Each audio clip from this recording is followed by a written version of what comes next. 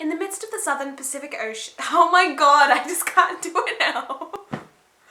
Oh my god. Okay. Hey munchies, it's the Gamer Untamed, and last night I went to go and see the film In the Heart of the Sea, which stars Chris Hemsworth and is directed by Ron Howard, and today I'm going to be reviewing that film for you guys. So let's get to it.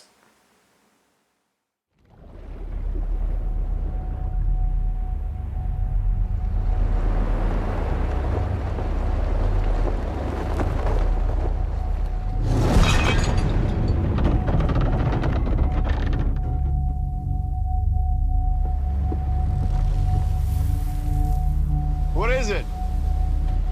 Listen.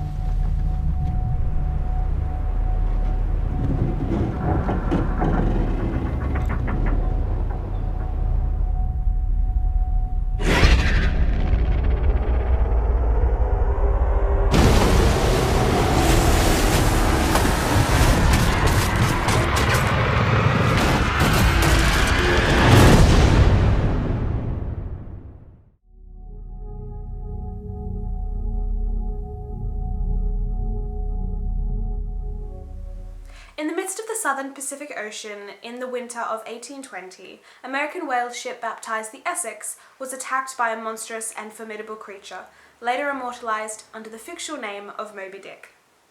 In this gripping film based on authenticity and truth, Australian actor Chris Hemsworth plays the principal character within the narrative as the first mate Owen Chase, who inspires endurance within the crew of the Essex in order to withstand, for the most part, their voyage of being shipwrecked for 90 days without food or water.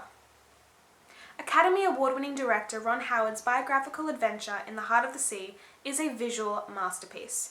Howard constructs a world where beauty and brutality coexist in the seemingly ethereal, paradoxical sphere. However, it isn't cinematography alone that creates a cinematic piece of art.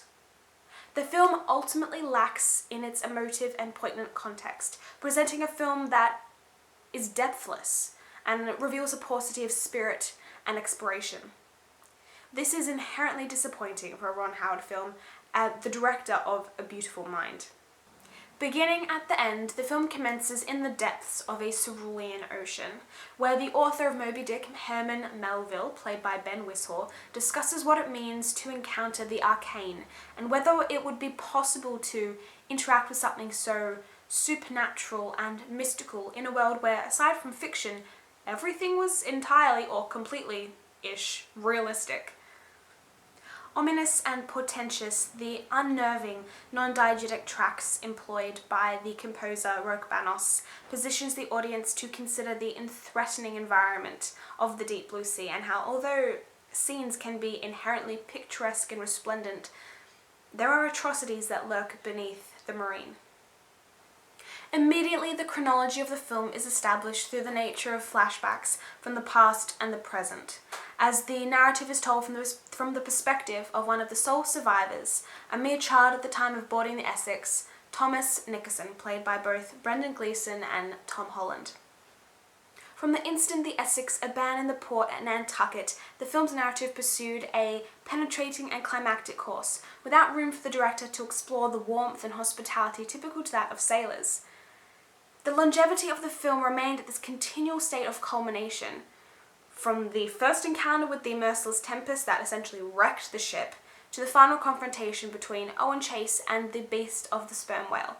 This tactlessly reduced the trepidation and sense of anticipation in the audience, which made this film's thrilling component dumbed down and pointless.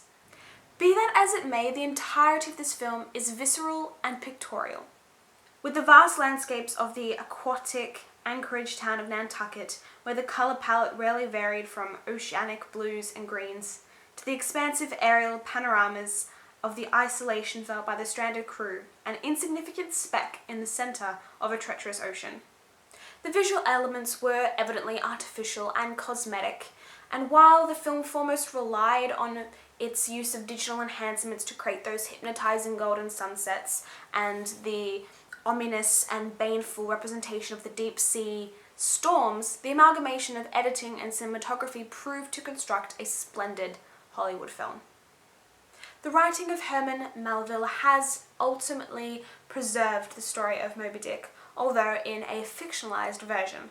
It wasn't until the release of In the Heart of the Sea, the novel, as well as the film, that people were able to recognize that just because the sperm whale was depicted as being monstrous and violent and cruel doesn't mean they're harmful creatures. This film addresses the opposite. The one single factor that I enjoyed about this film more than any other moment, apologies Charles Leavitt, was the dynamic of the relationship established between Owen Chase and the sperm whale. And it wasn't actually developed as much as I thought it might be, because apparently they kept trying to cram some more stuff in to expand the film in its vastness, but it was there, and it was completely enticing.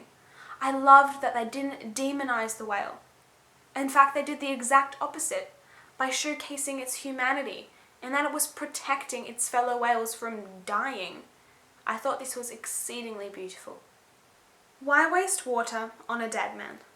How far one should go to ensure their survival is of a pivotal concern within the narrative.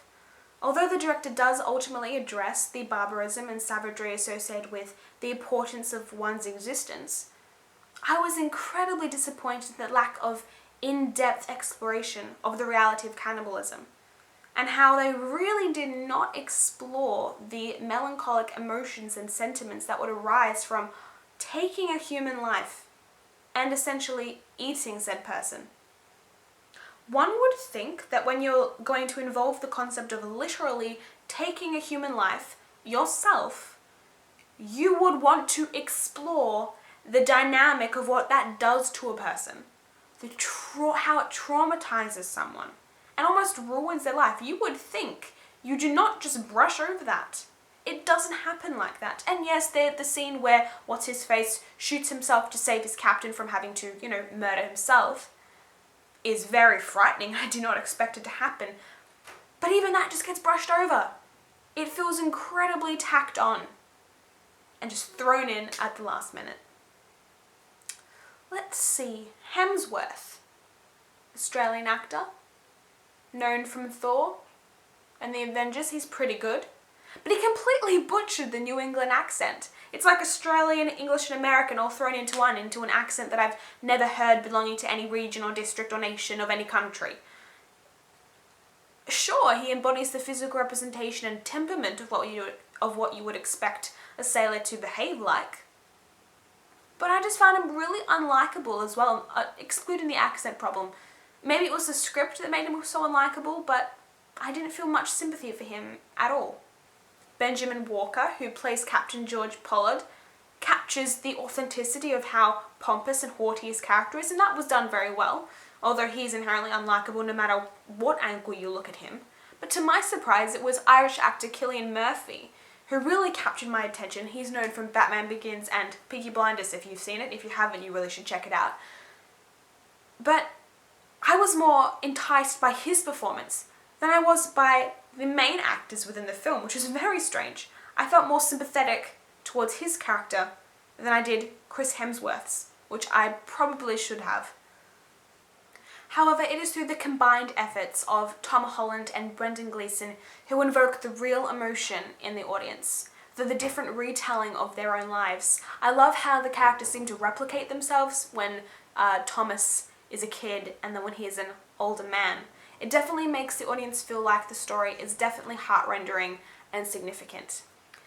But even when I say that, the characters are really quite two-dimensional, they're very bland, and they have not been explored at all. I think this is the main reason why I cannot feel any sympathy towards them or identify with them, because they just have no personality, which is really unfortunate. When you've got characters in a film, you would expect them, to have some persona so that the audience, like me, can identify with them and see myself in their situations. For all the film's Hollywood theatrics and run-of-the-mill stereotypical plot devices, the film at its core is an average, superficial narrative with cosmetic characters that lack exploration and depth. Inherently, it is a blockbuster that is typical of Hollywood. what can I say? The film is pretty good. I mean, I would definitely go see it. I encourage anyone to go see it, but it is nothing remarkable, nothing spectacular. It is an average film. And for that, I'm going to be giving it a 7 out of 10. It was alright. It's a little bit above average, not much, but it's okay. The film is a graphical masterpiece, and I will not deny that. But the script and the narrative itself is simple, and on a surface level, very basic. For a narrative that is designed to retell Herman Melville's iconic story, I am incredibly disappointed. But that's all for my review, and I will see you guys next week. Don't forget to leave a like down below. Thumb it, that'd be great. Definitely share this video. Please comment your thoughts below if you'd like to see the movie, or if you've already seen the movie, I'd love to hear what you have to say. Definitely subscribe if you haven't already, and of course I'll be with you next week for another video, and it will be a review, so you have to tune in for that, and I will see you guys next week. Bye!